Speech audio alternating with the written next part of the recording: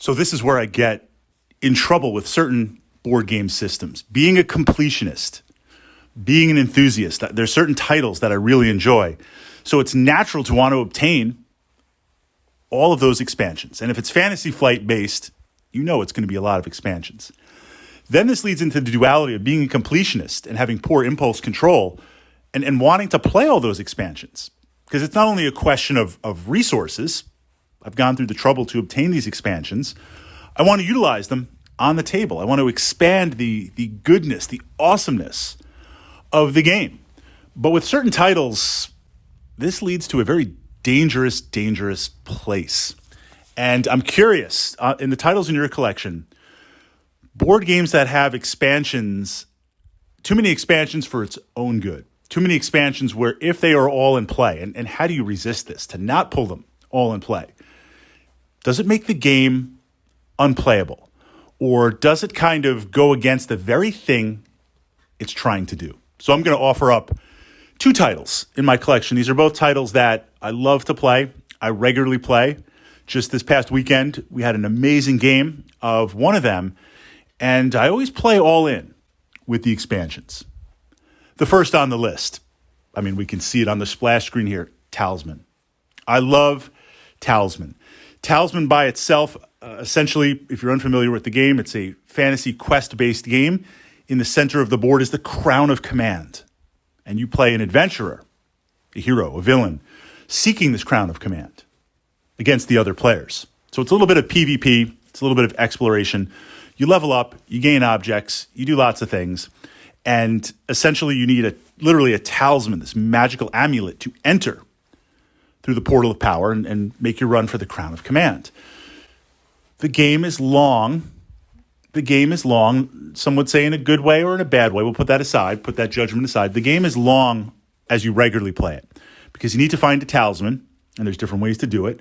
You need to level up. You need to get certain objects. You need to deal with the PvP.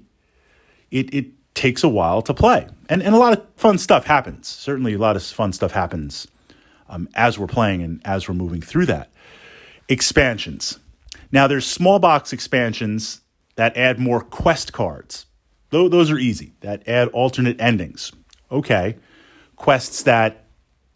Expansions that add the werewolf and the reaper. These are little NPC figures that at certain times they activate and they move. And if they land on you, they try to kill you and do crazy stuff. So it adds a little bit of variety. Those small box expansions, they don't slow down the game at all. They add a lot more variety for the same footprint, and they don't speed up or slow down the game. But when you add the big box expansions, so there's the Highlands, the Woodlands, the Dungeon, the City, these are separate realms. These are literally separate game boards that attach on to the four corners. So you can hang out in the main board, but then you can jump into these sideboards. That pushes out the footprint of this game tremendously. I mean, you need a massive table to play it. Being a card-driven game, you land on a space, you flip a card, you see what happens. What card you flip depends on the region, depends on the location. There are a lot of decks of cards with the expansions in play. It does slow down the game somewhat because you want to explore these places. You want to see what's in the city. You want to spend all your gold. You want to check out the Fae in the Woodlands. You want to jump into the Highlands and get some gems to sell to the prospector to take that gold into the city. Maybe you want to explore the dungeon. You don't really need to, but you want to see what treasure you can pull out of that dungeon.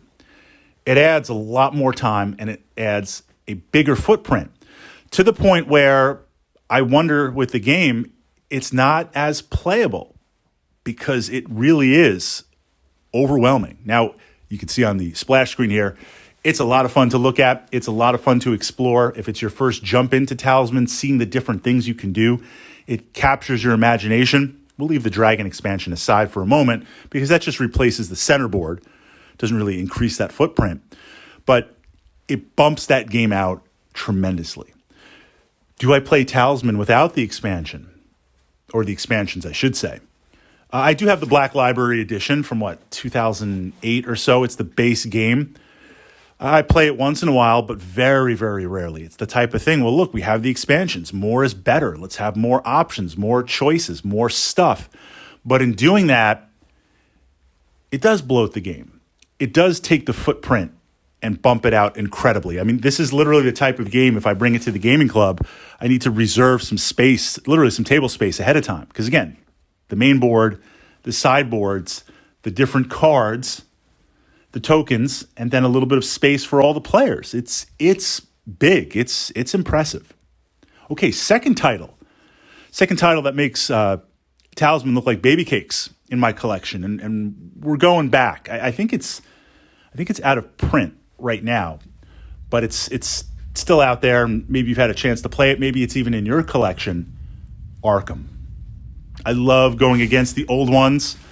My man Dexter just playing the magician. I love the fact that it's that kind of 1920s type tech, but you've got magic and you've got kind of that hidden vibe going on. I love the fact that portals are opening and you're running around and you're investigating, and literally it's a race against time where things get more crazy with monsters. And at some point, you got to fight the old one. And at some point, you got to journey to these other fantastic realms. Well, the game itself, okay, there's a level of complexity. But that complexity, it's not Mage Knight complexity, but it does have some complexity. And you do have to kind of learn the management and learn the phases and learn how it goes. Once you learn that, or if you have someone, if you're bringing in new players that have never played it before, once you kind of learn that, it's set. So yes, there is a learning curve. The base game itself is just kind of the standard board. There's a good amount of cards. There's a good amount of tokens. I'd say in terms of footprint, it has about a medium-sized footprint. But being Fantasy Flight games, even the old Fantasy Flight, expansions, big box and small box. Now, this is where things get interesting, because if I compare it against Talisman, the small box expansions like the King in Yellow, Goat in the Woods, these add more cards to the game, so more cards to explore and things to happen. But they add like these behind, and it does it very, very well, really well, better than a lot of other games that I have. Talisman, the small box expansions just add more stuff, but there's no like additional quests or some sort of backstory going on. When you add the small box expansions to Arkham, they add not only more cards, but like little backstories, like the King in Yellow is going on. So you can discover that. You can discover more different cults doing all sorts of crazy stuff. You've got the main game where you're fighting the old one, but you've also got this idea of subquests. Well, you mix in all of those cards, and I always play with all the cards. I do, because I want more stuff. I want more spells. I want more items. I want more adventure places. I want more stuff to happen. It dilutes kind of those subquests or makes them a little bit disjointed. You're not going to see one in every game, and you might only see parts of it. How does that impact the game? Well, as a new player, maybe you're aware of it, maybe you're not. As a veteran player like myself, I've encountered the full subquests at times. So if they start or if I miss them, I'm not really missing anything. But it does dilute the experience. But now we jump to the big box expansions that literally, they are full-size, almost full-size gaming boards that add completely new locations. And not just a location like here's a card, roll 1d6, like complete new boards where stuff is going to happen. And this takes the game to a whole new level, not only in time and complexity, but if you're going to travel to those places. And it's literally like dining room table, main board, and of course, being Fantasy Flight, tokens, cards, all that type of stuff. And then literally side tables if you're going to go off and do that. And it's kind of impressive and it's kind of fun to play, but it doesn't always get used. A lot of times it doesn't. I'm setting it up and we don't really go there to these places all the time, or we focus on closing the gates on the main board and stuff. I won't say that they're wasted expansions or not used, but they're almost like full-size sub-games within the game itself. And it is very overwhelming, and it takes up a tremendous, if I think about the biggest footprint game in my collection, I'd love to hear in your collection, your title's biggest footprint game. It would be Arkham, absolutely. Then it would be Talisman. KDM, Kingdom Death Monster, has a big footprint, but it can be contained if you kind of use the main box for the cards and stuff. And the footprint for Kingdom Death Monster is fluid, meaning it's cards, it's miniatures, you can put them wherever you want. Stuff like Talisman and Arkham, they're physical boards that need to be spaced, that need to be placed on the table. It's big, but at the same time, I love the game. And if I play the base or I play it just kind of without those, I feel like I'm missing out on options, or I'm missing out on the possibilities. But for new players, it can be extremely overwhelming. And again, Arkham's kind of unique in that we don't always use all of them. They don't always come into play. So in exploring that, I'm going to turn it over to you, especially if you're a completionist. Those board games that are out there that you've played or that are in your collection that too big for their own good. Too big for their own good. Too sprawling, too massive, and it adds more options, it adds more stuff, which is always a good thing. But is it really necessary to the experience?